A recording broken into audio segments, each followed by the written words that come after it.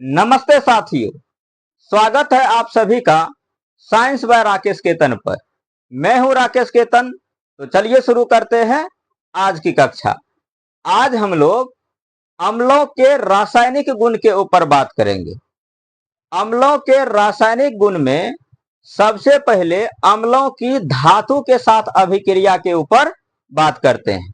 तो जब अम्ल धातु के साथ अभिक्रिया करती है तो धातु अम्ल में उपस्थित हाइड्रोजन परमाणु का हाइड्रोजन गैस के रूप में विस्थापन कर देती है और एक यौगिक बनता है, कंपाउंड बनता है, जिसे लवण कहते हैं। आइए देखते हैं अम्लों के रासायनिक गुण, केमिकल प्रॉपर्टीज ऑफ एसिड। तो सबसे पहले देखिए अम्लों का धातु के साथ अभिक्रिया। अम्ल जब धातु के साथ अभिक्रिया करती है तो लवण यानी कि सॉल्ट बनता है, वह हाइड्रोजन गैस निकलती है। तो जब अम्ल धातु के साथ अभिक्रिया करती है तो ये धातु क्या करती है, इस अम्ल में उपस्थित हाइड्रोजन परमाणु का हाइड्रोजन गैस के रूप में विस्थापन कर देती है और एक कंपाउंड बनता है, यौगिक बनता है, जिसे लवण कहते हैं। आप इसे इस अभिक्रिया के रूप में भी लिख सकते हैं। आइए एग्जाम्पल से समझने का प्रयास करते हैं। सबसे पहला एग्जाम्पल, जैसे मान लीजिए कि आपके पास एक अम्ल है जिसका नाम है HCl, हाइड्रोक्लोरिक अम्ल। अब इस हाइड्रोक्लोरिक अम्ल को किसी धातु के साथ अभिक्रिया कराते हैं। तो सबसे पहले मान लेते हैं कि इसे अभिक्रिया करा लेते हैं सोडियम धातु से। तो सोडियम से अभिक्रिया करा ली। तो जब ये HCl हाइड्रोक्लोरिक अम्ल सोडियम से अभिक्रिया करेगा तो ये सोडियम इस HCl में उपस्थित क्लोरीन के साथ रिएक्शन करेगी और एक सॉल्ट बनाएगी, यानी कि लवण बनेगी। अब ये लवण कैसे बनेगा, तो आइए समझते हैं। आप जानते हैं कि जो सोडियम है, सोडियम का होता है परमाणु क्रमांक 11। जब आप इसका इलेक्ट्रॉनिक कॉन्फ़िगरेशन करेंगे तो होगा 2,8,1। अब ये सोडियम परमाणु जो है एक इलेक्ट्रॉन का त्याग करेगा। तो जब एक इलेक्ट्रॉन का त्याग करेगा तो इस सोडियम के ऊपर एक चार्ज आएगा प्लस का, यानी कि +1। तो 1 लिखा नहीं जाता है, सिर्फ क्या लिखेंगे, प्लस। तो अब ये क्या बन गया, सोडियम आयन बन गया। अब अगला है क्लोरीन। तो क्लोरीन का परमाणु क्रमांक होता है 17। जब इसका इलेक्ट्रॉनिक कॉन्फ़िगरेशन करेंगे तो होगा 2,8,7। तो अब इसे एक इलेक्ट्रॉन की आवश्यकता है, तो क्लोरीन जो है एक इलेक्ट्रॉन किसी से लेगा, यानी कि कर्ज लेगा, जिस वजह से क्लोरीन के ऊपर आएगा माइनस का चार्ज। क्योंकि एक इलेक्ट्रॉन माइनस ले रहा है तो इसीलिए 1 माइनस, तो 1 लिखा नहीं जाता है। तो अब ये क्या बन गया, क्लोरीन आयन। तो जितना आयन होता है, अर्थात किसी भी परमाणु के ऊपर जितना चार्ज होता है, वही उसकी वैलेंसी कहलाती है। यानी कि सोडियम के ऊपर +1 चार्ज है, प्लस चार्ज है, तो +1 ही इसका क्या हो गया, सोडियम का वैलेंसी। क्लोरीन का ऊपर है माइनस चार्ज, तो -1 यानी कि 1 माइनस। तो क्लोरीन की वैलेंसी हो गई 1 माइनस। यदि किसी परमाणु के ऊपर 2+ चार्ज है तो उसकी वैलेंसी हो जाएगी 2+। किसी के ऊपर 3+ चार्ज है तो उसकी वैलेंसी हो जाएगी 3+। किसी के ऊपर 2- चार्ज है तो उसकी वैलेंसी हो जाएगी 2-। तो आइए आगे देखते हैं। अब आप जानते हैं कि सोडियम परमाणु के ऊपर है प्लस का चार्ज और क्लोरीन के ऊपर है माइनस का चार्ज। तो होता क्या है कि जब नया कंपाउंड बनता है तो फॉर्मूला जब बनता है तो इस परमाणु की जो वैलेंसी है, इसकी वैलेंसी इसके नीचे आता है, इसकी वैलेंसी इसके नीचे आता है। तो अब जब फॉर्मूला बनाएंगे तो Na, इसकी वैलेंसी ये 1 है तो 1 यहाँ आएगा, इसकी वैलेंसी 1 है तो क्लोरीन के नीचे भी 1 आएगा।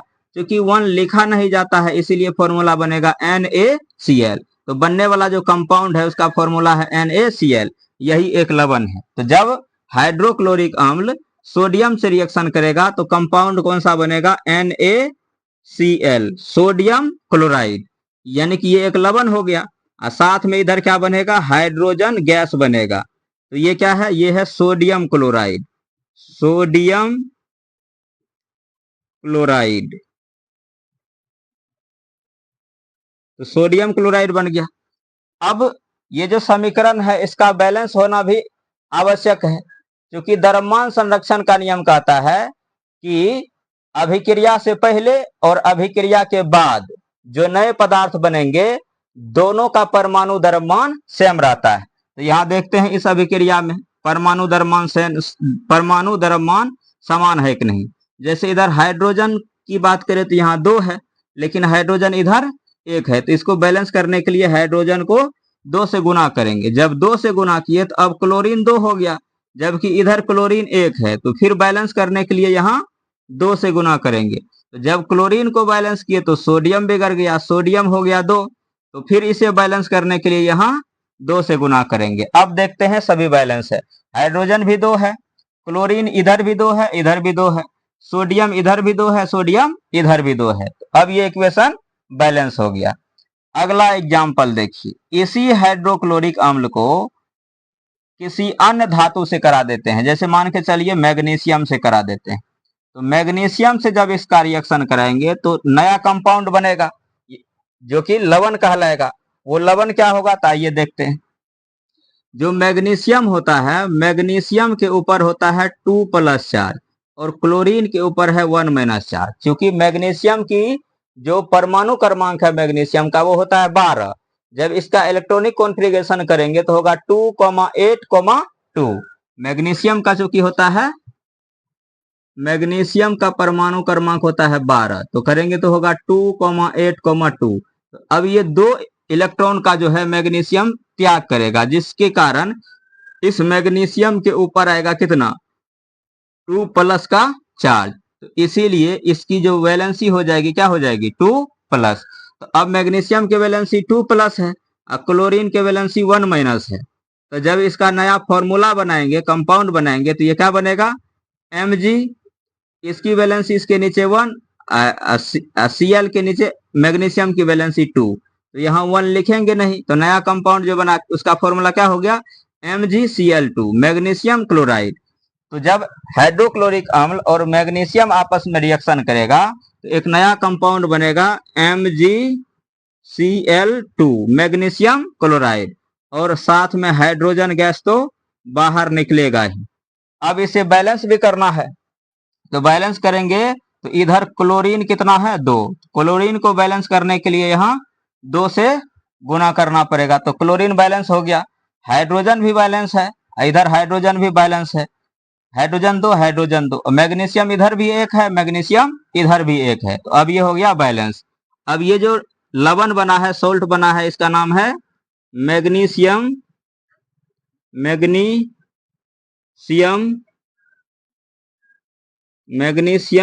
क्लोराइड।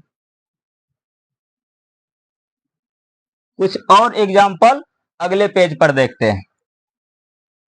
चलिए देखिए अगला एग्जाम्पल, इसी हाइड्रोक्लोरिक अम्ल को हम पोटेशियम के साथ रिएक्शन करा देते हैं। तो जब हाइड्रोक्लोरिक अम्ल पोटेशियम के साथ रिएक्शन करेगी तो एक नया लवण बनेगा, कंपाउंड बनेगा।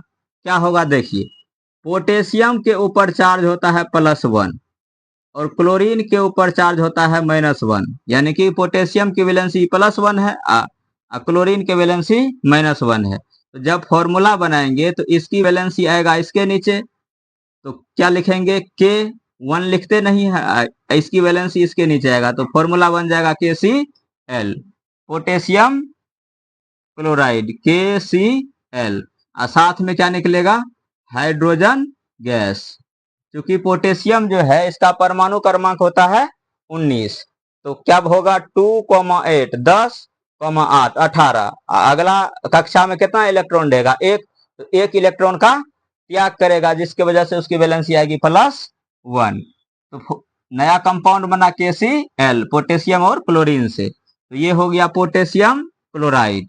तो इस इक्वेशन को बैलेंस करेंगे, तो हाइड्रोजन इधर 2 है, तो हाइड्रोजन को 2 करने के लिए यहाँ 2 से गुना करना पड़ेगा। हाइड्रोजन को जब 2 से गुना किए तो क्लोरीन बिगड़ गया, तो क्लोरीन को बैलेंस करने के लिए यहाँ फिर 2 से गुना करेंगे। अब पोटेशियम यहाँ 2 हो गया, पोटेशियम यहाँ 1 है, इसको बैलेंस करने के लिए 2 से यहाँ गुना कर लेते हैं।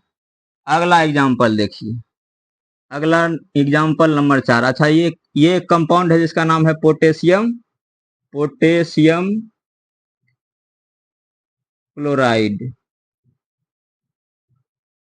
तो पोटेशियम क्लोराइड एग्जाम्पल नंबर 4। अब मान के चलिए हमारे पास अगला अम्ल एक और ले लेते हैं, H2SO4 सल्फ्यूरिक अम्ल। इसको किसी भी धातु से कराइए रिएक्शन, जैसे मान के चलिए इसका सोडियम से करा देते हैं, सोडियम Na से। तो Na से कराएंगे तो आप जानते हैं कि सोडियम की जो वैलेंसी होती है वो +1 होती है, और जो सल्फेट होता है इसकी वैलेंसी जो है SO4 का, इसका होता है 2-। सल्फेट की वैलेंसी होती है 2-। जब फॉर्मूला बनाएंगे तो क्या होगा, इसकी वैलेंसी इसके नीचे आएगा तो Na2 बनेगा, इसकी वैलेंसी इसके नीचे आएगा तो SO4, यानी कि Na2SO4 क्या हो जाएगा, सोडियम सल्फेट। तो जब H2SO4 सल्फ्यूरिक अम्ल और सोडियम रिएक्शन करेगा तो नया लवण बनेगा जिसका नाम होगा Na2SO4 सोडियम सल्फेट, और साथ में क्या बनेगा, हाइड्रोजन गैस रिलीज होगा बाहर। तो ये है sodium sulphate, sodium sulphate, sodium sulphate. इसको बैलेंस भी कर सकते हैं। तो यहाँ देखिए सोडियम 2 है, तो सोडियम को बैलेंस करने के लिए इसे 2 से गुना करेंगे, तो सोडियम हो गया बैलेंस। सल्फर इधर भी 1 है, सल्फर इधर भी 1 है, हाइड्रोजन इधर 2 है, इधर भी हाइड्रोजन 2 है, ऑक्सीजन इधर भी 4 है, ऑक्सीजन इधर भी 4 है। तो ये इक्वेशन बैलेंस हो गया। इस H2SO4 को आप मैग्नीशियम से भी करा सकते हैं, पोटेशियम से भी करा सकते हैं। एक और एग्जाम्पल देखिए, जैसे मान के चलिए इसका अगर हमें और कराना है तो इसी H2SO4 को अगर हम पोटेशियम से करा दें, पोटेशियम से करा दें तो क्या होगा। तो पोटेशियम का आप जानते हैं, पोटेशियम का होता है वैलेंसी 1, तो 1 होता है तो यहाँ होगा K, सल्फेट को होता है 2, तो इसका आ जाएगा इस पर 2SO4। क्योंकि यहाँ +1 होता है, यहाँ -2 होता है, 2- बोले या -2 बोले बात एक ही है। तो ये वाला वैलेंसी इसके नीचे आ जाएगा, ये वाले वैलेंसी इसके नीचे आएगा, तो 1 लिखा नहीं जाता है तो क्या बनेगा, K2SO4 प्लस हाइड्रोजन गैस तो रिलीज होगा ही, हाइड्रोजन। ठीक है, तो ये हो जाएगा कौन सा, potassium sulphate, potassium sulphate, potassium sulphate. इसे बैलेंस भी आप कर सकते हैं। तो हाइड्रोजन इधर 2 है, पोटेशियम देखिए पोटेशियम यहाँ 2 है, तो पोटेशियम को बैलेंस करने के लिए यहाँ 2 से गुना करेंगे। हाइड्रोजन इधर भी 2 है, इधर भी 2 है, पहले से बैलेंस है। सल्फर इधर 1 है, सल्फर इधर भी 1 है, बैलेंस है। ऑक्सीजन 4 है, ऑक्सीजन 4 है, बैलेंस है।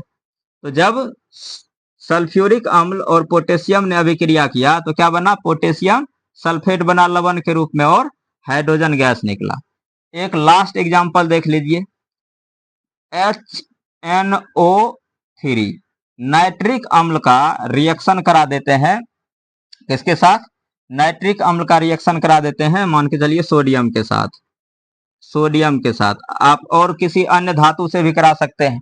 तो सोडियम के साथ जब रिएक्शन कराएंगे तो क्या होगा, फॉर्मूला नया यहाँ यौगिक बनेगा, तो यहाँ जो बनने वाला यौगिक है वो लवण कहलाएगा। तो वो होगा क्या, कैसे फॉर्मूला बनेगा, देखिए सोडियम की वैलेंसी आप जानते हैं +1 होता है, इसमें है नाइट्रेट NO3, इसकी वैलेंसी होती है -1। तो जब फॉर्मूला बनाएंगे तो इसकी वैलेंसी इसके नीचे, इसकी वैलेंसी इसके नीचे, तो क्या हो जाएगा NaNO3, यहाँ वैलेंसी 1 लिखेंगे नहीं, तो इसीलिए फॉर्मूला बन जाएगा NaNO3। तो यहाँ जो नया कंपाउंड बनेगा वो होगा NaNO3 sodium nitrate plus hydrogen gas तो रिलीज होगा, ये तो फिक्स है, हाइड्रोजन गैस रिलीज होगा। अब इसे आप बैलेंस कर लीजिए, हाइड्रोजन यहाँ 2 है, हाइड्रोजन को बैलेंस करने के लिए यहाँ 2 से गुना करना पड़ेगा, तो हाइड्रोजन बैलेंस हो गया। लेकिन अब यहाँ देखते हैं तो जो नाइट्रोजन है, नाइट्रोजन हो गया कितना, 2, तो नाइट्रोजन यहाँ कितना है, एक ही है। इसको बैलेंस करने के लिए 2 करेंगे, तो नाइट्रोजन बैलेंस हो गया, ऑक्सीजन हो गया 3 दूनी 6, ऑक्सीजन 3 दूनी 6। जब इसको बैलेंस किए तो सोडियम यहाँ 2 हो गया, तो सोडियम को भी बैलेंस करने के लिए यहाँ 2 से गुना करना पड़ेगा। तो इस तरह से आप अम्ल को धातु के साथ अभिक्रिया करा करके नए नए कंपाउंड जो कि लवण कहलाएगा बना सकते हैं। यदि आप लोगों को जानकारी अच्छी लगी तो वीडियो को लाइक और चैनल को सब्सक्राइब जरूर करें।